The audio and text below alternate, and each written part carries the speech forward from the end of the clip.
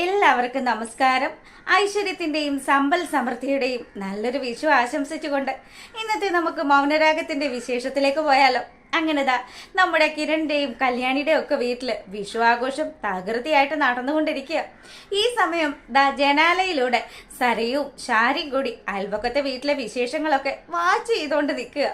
ഇതൊക്കെ കണ്ടുകൊണ്ട് തന്നെ കല്യാണിയാണെങ്കിൽ അമ്മ ആ കമ്പിത്തിരിയും ആ പടക്കവും ഒക്കെ എടുത്ത് അത്യാവശ്യം നല്ലതുപോലെ അങ്ങ് പൊട്ടിക്കണം. കണ്ടില്ലേ അയൽക്കാര് അവരുടെ വിചാരം നമ്മുടെ കിരണേട്ടന് ആപത്ത് സംഭവിച്ചത് കാരണം ആ ദുഃഖത്തിൽ അവർ ഇക്കൊല്ലത്തെ വിഷു ആഘോഷമാക്കാത്തതാന്നാണ്.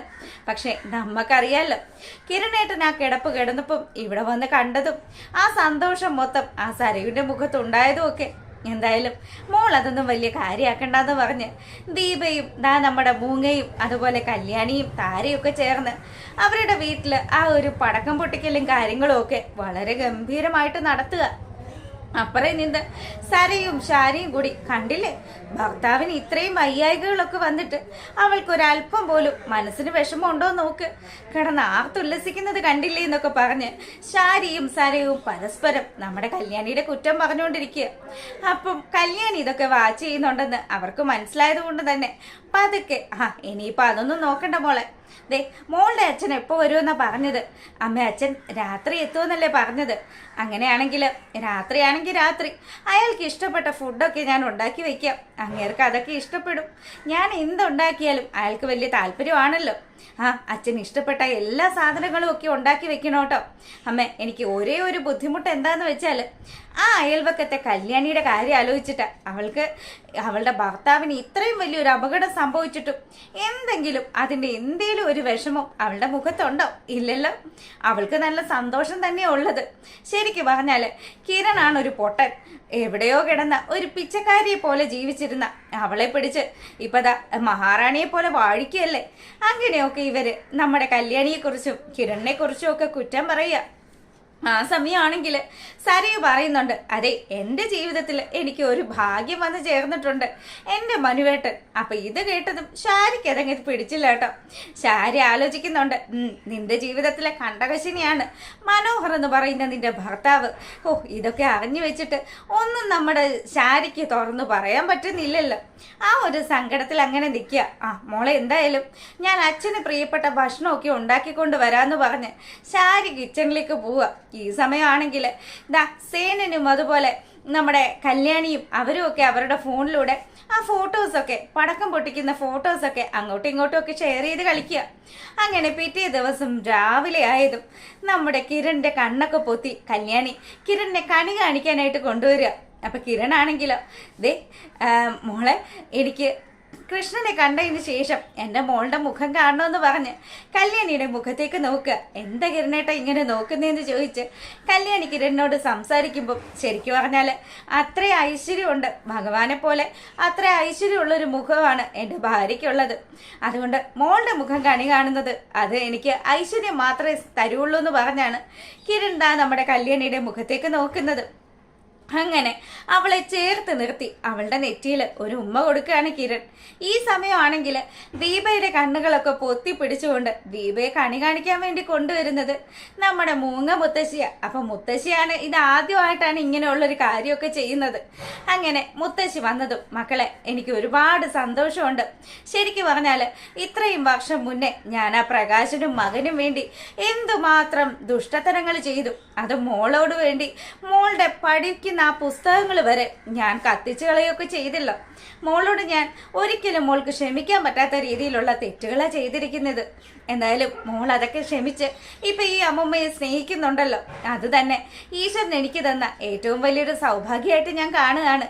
അങ്ങനെ മൂങ്ങ വലിയ സന്തോഷത്തില് ഈ കാര്യങ്ങളൊക്കെ സംസാരിക്കുമ്പം, അതെ പണ്ടത്തെ മുത്തശ്ശിയായിരുന്നെങ്കിൽ എനിക്ക് മുത്തശ്ശിയെ തീരെ പിടിക്കില്ലായിരുന്നു. പിന്നെ ഇപ്പൊ അങ്ങനെയല്ലല്ലോ. മുത്തശ്ശിക്ക് ഒരുപാട് മാറ്റങ്ങളൊക്കെ ഉണ്ട്. മുത്തശ്ശിയുടെ സ്വഭാവത്തിൽ മൊത്തത്തിൽ മാറ്റങ്ങളുണ്ട്. എനിക്ക് ഈ മുത്തശ്ശിയെ ഒരുപാട് ഇഷ്ടമാണെന്നും മുത്തശ്ശി എൻ്റെ ഒപ്പം നിൽക്കണമെന്നും ഒക്കെ കല്യാണി പറയുക. വേണ്ട മോളെ, ഇന്നത്തെ ഈ വിഷു കഴിഞ്ഞിട്ട് ഇന്ന് ഉച്ചഭക്ഷണം അത് ഞാൻ എന്തായാലും അവിടെ അവരോടൊപ്പം തന്നെ ആയിരിക്കും എന്ന് പറഞ്ഞ് മുത്തശ്ശി അവിടുന്ന് പോവാൻ തുടങ്ങുമ്പോഴത്തേക്കിനും കിരൺ പറഞ്ഞു, അല്ല കൈനീട്ടം കിട്ടിയില്ല. അയ്യോ, ഞാൻ എങ്ങനെയാ മോനെ കൈനീട്ടം തരുന്നത്? എന്റെ കൈനീട്ടം അതൊരു വർക്കത്തുണ്ടാവില്ല. ഏയ്, അങ്ങനെ പറയരുത്. അമ്മമ്മ വേണം ഇത്തവണ ഞങ്ങൾക്ക് എല്ലാവർക്കും വിഷു കൈനീട്ടം തരാനെന്ന് പറഞ്ഞ് നമ്മുടെ മൂങ്ങ മുത്തശ്ശിയെ കൊണ്ട് അവരെല്ലാരും ആ ഒരു കൈനീട്ടം വാങ്ങിപ്പിക്കുകയാണ്. അങ്ങനെ വലിയ സന്തോഷത്തില് അവിടെ ആ കാര്യങ്ങളൊക്കെ നടക്കുമ്പോൾ നമ്മുടെ സേനന്റെ കണ്ണുകളൊക്കെ പൊത്തിക്കൊണ്ട് രൂപയാണെങ്കിൽ അവരുടെ വീട്ടിലെ വിഷുക്കണിയും കാര്യങ്ങളും ഒക്കെ കാണിച്ചു കൊടുക്കുമ്പോൾ നമ്മുടെ ആൽബിയുടെ കണ്ണും പൊത്തി വരികയാണ് നമ്മുടെ സോണി. അപ്പൊ അവരൊക്കെ വലിയ സന്തോഷത്തില് എന്തായാലും കിരണും കല്യാണിയും ഒക്കെ ഈ ആഘോഷത്തിലേക്ക് എത്തിച്ചേരാന്നാണല്ലോ പറഞ്ഞിരിക്കുന്നത്. അതുകൊണ്ട് തന്നെ എല്ലാരും നല്ല സന്തോഷത്തിൽ തന്നെയാ ഉള്ളത്.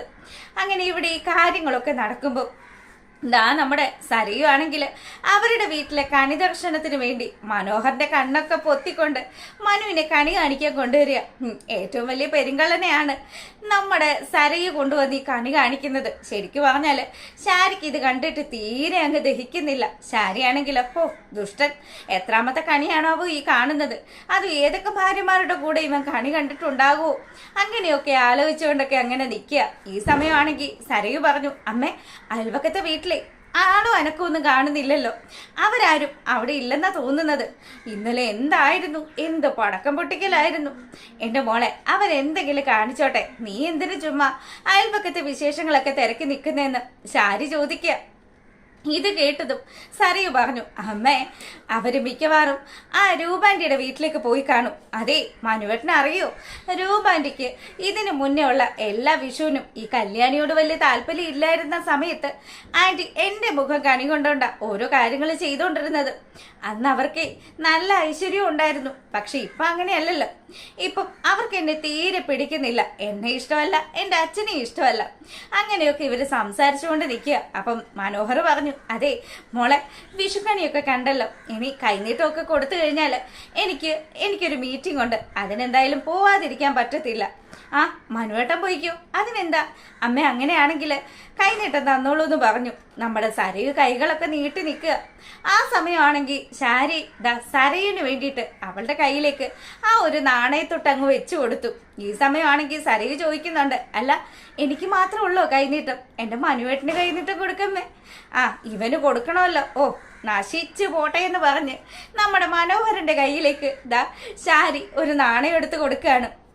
ഈ സമയമാണെങ്കിൽ ഓ തള്ള, ഞാൻ മുടിഞ്ഞു പോകാൻ വേണ്ടി പ്രാർത്ഥിച്ചിട്ടായിരിക്കും എനിക്കിത് തന്നിരിക്കുന്നത്. എന്തായാലും ഞാൻ മുടിഞ്ഞൊന്നും പോവില്ല. അധികം താമസിക്കാതെ നിങ്ങളുടെ മകള് കണ്ണീരൊലിപ്പിച്ചുകൊണ്ട് ഇവിടെയൊക്കെ നടക്കുന്ന കാഴ്ച നിങ്ങൾക്ക് കാണേണ്ടി വരുമെന്ന് പറഞ്ഞ് അവൻ അങ്ങനെ മനസ്സിൽ ആഘോഷമാക്കുകയാണ് ആ ഒരു കാര്യം. അങ്ങനെ നമ്മുടെ മനോഹർ സരയുനോട് യാത്രയും പറഞ്ഞ് അവിടുന്ന് പോവാൻ തുടങ്ങുമ്പോൾ ശാരിയുടെ വക ഒരു ഡയലോഗ്, അല്ല, മനോഹറിന് ഏതെങ്കിലും ഒരു സിനിമയിൽ അഭിനയിച്ചുകൂടെ? ഇത് കേട്ടതും ശരിക്കും പറഞ്ഞാല് മനുവിന് മനസ്സിലായി മനുവിനെ കളിയാക്കിയതാണെന്ന്. എന്തായാലും അവൻ നല്ല ഒന്നാം തരത്തില് അഭിനയിച്ചു നിൽക്കുകയാണെന്നുള്ള കാര്യം ശാരിക്ക് അറിയാലോ. അപ്പൊ ഇത് കേട്ടതും മനു പറഞ്ഞു, അതെ, എനിക്ക് അഭിനയിക്കണമെന്നുള്ള ഒരു ചിന്തയുണ്ടെങ്കിൽ ഉറപ്പായിട്ടും ഞാൻ പ്രൊഡ്യൂസ് ചെയ്യുന്ന ഒരു ഫിലിമിലായിരിക്കും ഞാൻ നായകനായിട്ട് വരുന്നത്. ആ, കണ്ടേച്ചാലും മതിയല്ലോ എന്നുള്ള രീതിയിൽ ശാരി മനുവിനെ ഒന്ന് ഇരുത്തി നോക്കി. ഈ സമയമാണെങ്കിൽ നമ്മുടെ സരയു പറഞ്ഞു, അമ്മ എന്താ വിചാരിച്ചു വെച്ചിരിക്കുന്നത്? എന്റെ മനുവേട്ടനുണ്ടല്ലോ, ദേ ഒന്നല്ല ഒരു 9 സിനിമ പിടിക്കാനുള്ള അത്രയും സാമ്പത്തിക ശേഷിയൊക്കെ ഉണ്ട്. ഒരു പക്ഷേ അയൽപക്കത്തെ വീട്ടുകാരൊക്കെ അറിയാൻ പോകുന്നത് മനുവേട്ടന്റെ പേരിലോ അല്ലെങ്കിൽ എന്റെ പേരിലോ ഒക്കെ ആയിരിക്കും. എനിക്കും അത്യാവശ്യം കഴിവൊക്കെ ഉണ്ടല്ലോ, ഞാൻ ചിലപ്പോൾ സിനിമയിലൊക്കെ അഭിനയിച്ചു എന്നൊക്കെ വരും. അതുകൊണ്ട് ഇനി അമ്മ ഞങ്ങളെ രണ്ടുപേരെ അങ്ങ് കൊച്ചാക്കിയൊന്നും പറയണ്ട. ഓ, അമ്മ അതൊന്നും ഉദ്ദേശിച്ചല്ല മോളെ. ചില മനുഷ്യരുണ്ട് ജീവിതത്തിലും അതുപോലെ യഥാർത്ഥ വില്ല സ്വഭാവമൊക്കെ എടുക്കുന്ന ചില ആൾക്കാർ. അവര് ശരിക്കും നായകന്മാരൊന്നും ആയിരിക്കില്ല, അവരായിരിക്കും ചില ആൾക്കാരുടെ ജീവിതത്തിൽ യഥാർത്ഥ വില്ലന്മാരെന്ന്. ഇത് കേട്ടതും നമ്മുടെ സരയുന് എന്തൊക്കെയോ ചില സംശയങ്ങളും. പക്ഷേ ശാരി അതൊന്നും വ്യക്തമാക്കാത്തത് കൊണ്ട് തന്നെ സരയുന് അതങ്ങ് ക്ലിക്കാവുന്നുമില്ല. അങ്ങനെ നമ്മുടെ സരയു ബ്ലിങ്ങസ്യാന്ന് പറഞ്ഞു നിൽക്കുമ്പോൾ, ഒന്നുമില്ല മോളെ, നീ അതങ്ങ് വിട്ടേര്. എന്തായാലും അമ്മ ഒരു കാര്യം, ഇത്രയും നാളത്തെ അമ്മയുടെ ഈ ഒരു ജീവിതത്തിൽ നിന്നും ഒരേ ഒരു കാര്യം അമ്മ മോളോട് പറയാം. ദേ, അപ്പുറത്ത് താമസിക്കുന്ന കിരൺ, അവനിപ്പോ അനങ്ങാൻ പറ്റാത്ത അവസ്ഥയിലൊക്കെ ആയിരിക്കും, എന്നാലും അവനാണ് മോളെ യഥാർത്ഥത്തിലെ നായകൻ. അത് കേട്ടതും സരയുന് തീരെ അങ്ങ് പിടിച്ചില്ല. സരയു നമ്മുടെ ശാരിയെ ഇരുത്തി നോക്കുന്നത് കാണിച്ചുകൊണ്ടാണ് ഇന്നത്തെ മൗനരാഗത്തിന്റെ വിശേഷം അവസാനിക്കുന്നത്. അപ്പോൾ എന്തായാലും വൈകുന്നേരം ഇതിൻ്റെ ആ ഒരു പ്രമോ വിശേഷം ഇടുന്നതായിരിക്കും.